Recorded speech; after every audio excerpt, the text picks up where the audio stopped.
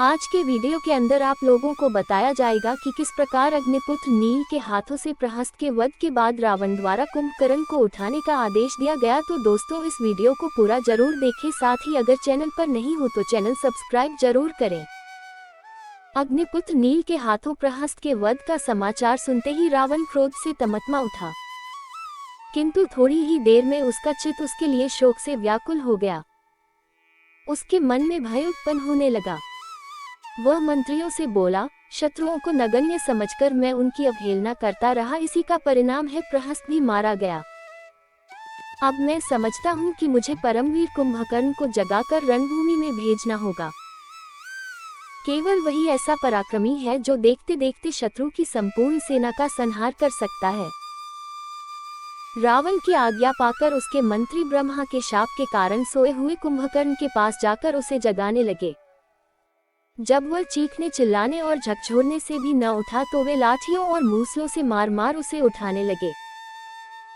साथ ही ढोल, नगाड़े तथा तुरहियों को बजाकर भारी शोर करने लगे, किंतु उसकी नींद न खुली। अंत में तोपों को दागकर उसकी नाक में डोरी डालकर बड़ी कठिनाई से उसे जगाया गया। जब उसकी नींद टूटी तो मांस मदिरा का असाधारण कलेवा करके वह बोला, तुम लोगों ने मुझे कच्ची नींद से क्यों जगा दिया? सब कुशल तो है? कुंभकर्ण का प्रश्न सुनकर मंत्री यूपाक्ष ने हाथ जोड़कर निवेदन किया, हे राक्षस शिरोमणि, लंका पर वानरों ने आक्रमण कर दिया है। अब तक हमारे बहुत से पराक्रमी वीरों तथा असंख्य राक्षस सैनिकों का संहार हो चुका है। मारे जाने वालों में खरदूषण, प्रहस्त आदि महारथी सम्मिलित हैं। लंका भी जला दी गई है।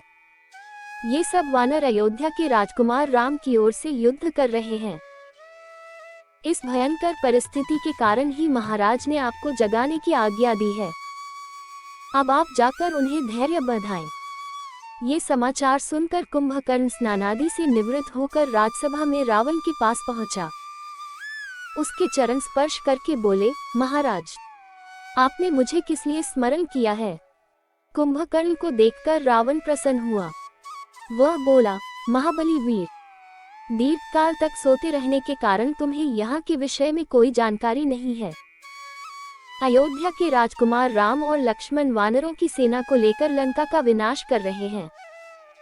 उन्होंने समुद्र पर पुल बांधकर उसे पार कर लिया है। इस समय लंका के चारों ओर वानर ही वानर दिखाई देते हैं। प्रहस्त, खर, दूषण आदि असंख्य वीर राक्षस सेना के साथ मारे जा चुके हैं। लंका में भय से त्राही त्राही मच रही है। तुम पर मुझे पूर्ण विश्वास है। तुमने देवासुर संग्राम में देवताओं को खदेड़कर जो अद्भुत वीरता दिखाई थी, वह मुझे आज भी स्मरण है। इसलिए तुम वानर सेना सहित दोनों भाइयों का संहार करके लंका को बचाओ। इसके अतिरिक्त रावण ने विभीषण के निष्कासन आदि की बातें भी उसे विस्तार पूर्वक बताई। ये सुनकर कुंभकर्ण ने पहले तो रावण को नीति संबंधी बहुत सी बातें कहते हुए रावण को उपलम्ब दिया। फिर वह बोले, भैया, आप भाभी मंदोदरी और भैया विभीषण द्वारा दी हुई सम्मति के अनुसार कार्य करते तो आज लंका की ये दुर्दशा न होती। आपने मूर्ख मंत्रियों के कहने में आकर स्वयं दुर्दिन को आमंत्रण दिया है, परंतु अब जो हो गया सो हो गया। उस पर पश्चाताप करने से क्या लाभ?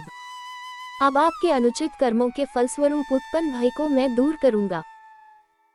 मैं उन दोनों भाइयों का वध करूंगा और दुखी राक्षसों के आंसू पोंछूंगा। आप शोक न करें। मैं शीघ्र ही राम लक्ष्मण का सिर आपके चरणों में रखूंगा। तो दोस्तों, कैसा लगा आज आप लोगों को हमारा वीडियो? आशा करते हैं सभी को पसंद आया होगा। पसंद आया तो हमारे चैनल को सब्सक्राइब जरूर करें।